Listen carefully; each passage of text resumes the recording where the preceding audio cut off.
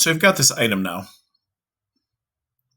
And what I would like to do is to make it more organic. And what I'm going to do is I'm going to go to my modifiers, and I'm going to add a modifier under Generate called Subdivision Surface. And it has, in essence, taken this cube and made it more organic. This is a pretty cool modifier once you get to understand it a little bit. And what I'm going to do, actually, is I'm going to make an example. So what I'm going to do is I'm going to Shift A, I'm going to add a mesh, and I'm going to add another cube. I'm going to grab it and move it off on the side.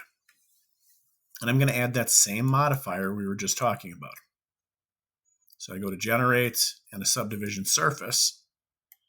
I've taken this cube and made it into kind of a sphere. Now the thing is, there's different options here. The simple option basically just keeps its shape and will subdivide it accordingly, working towards keeping its shape. But this option allows basically sculpting of a sort to happen. And I can go ahead and you can just adjust the number of cuts until you get a sphere. Basically, that's turned into a sphere, if you will. Now, if we tab into edit mode, we can do all sorts of things to change this. So if I have a face selected, I can rotate this face and squash this, or grab it and move it in a particular way. Or I can grab a specific edge and do the same thing, rotate it, move it by grabbing it, or whatever the case might be. And I can also make changes here as well. So let's get rid of that, and let's apply it according to this cube that we've got set up here. I'm going to add another set of cuts. I'm going to tab into edit mode, and let's just go ahead and make a few changes. For example, maybe I will grab these edges on Z, move them up a little bit. I'm going to go ahead and I'm going to grab these faces on the top.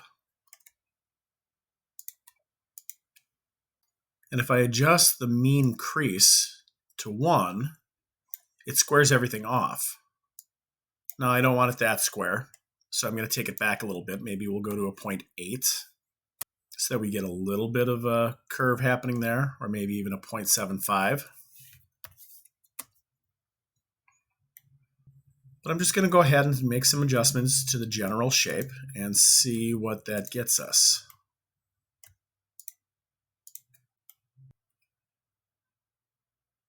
Scale things down a bit.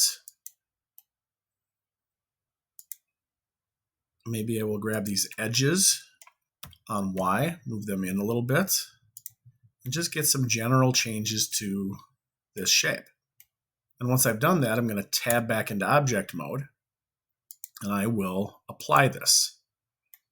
And now if we tab into it again, we will see that it's added geometry to allow this form to happen.